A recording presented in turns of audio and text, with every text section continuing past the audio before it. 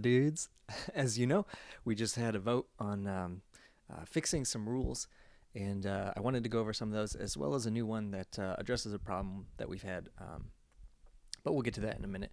First of all, this actually wasn't in the rules before. I don't know if I left it out purposely this time because the GBA changed that rule, or if it was just never in there, and we just kind of assumed that because the GBA previously did not allow mega swaps, that neither would we.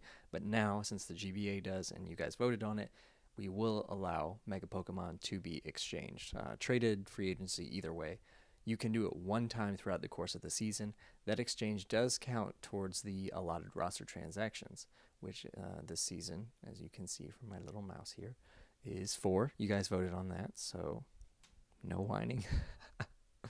Additionally, with this vote, we have determined that Z captains can be changed one time throughout the course of the season. Similar to the GBA, they have a point system, but we have the one Z captain, so we're just going to let, regardless of points, like you can change it to whichever Pokemon you want.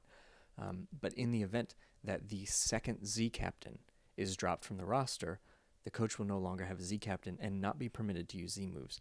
The reason for this is that's the whole point of a Z captain. That's the balance that we bring to Z moves, because they're very difficult to prepare for and can break through defensive cores when they normally might not.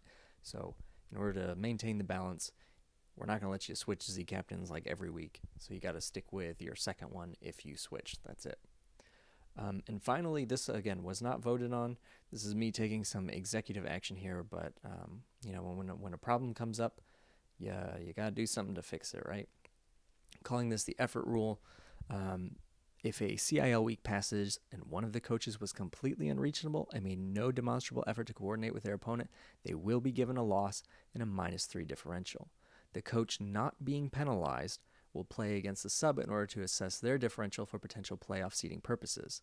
They will be awarded a win even if losing against the sub and cannot have a negative differential from the match. So hypothetically speaking, if let's say Chase's opponent does not show up or does not make an effort, you can't reach him, and Mike comes in subs form and Mike just stomps him 6-0. Chase is still getting a win because his real opponent technically forfeited, and Mike's just doing it for differential purposes.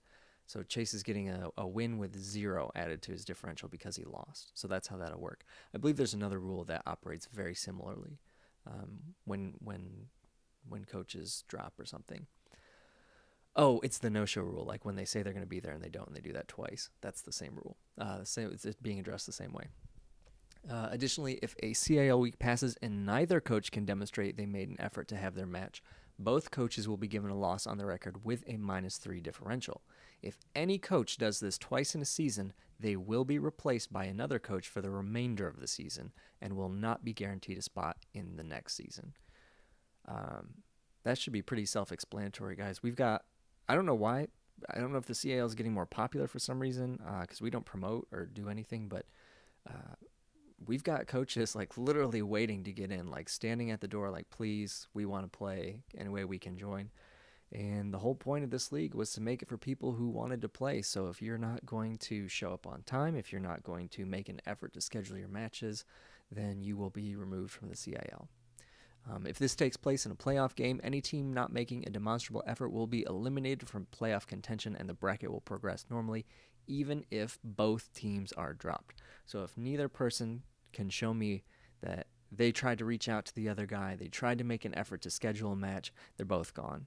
And that will still apply with the spot in the next season. To me, that's the same as dropping, which I understand they happen for a reason. And maybe you can't get online. Maybe something happened where you can't do these things. But again, that's the whole reason that we have these rules, is so that you are accountable and that the people who are here making an effort don't have to deal with people not showing up or wanting to play their games. So if you have any questions, you may go ahead and ask me directly on Twitter. You can comment on this video, but I don't get on YouTube as much as I get on Twitter, so probably better to tweet me. And I think that's going to be it. Yeah. So thanks so much, guys, and good luck in the rest of the season.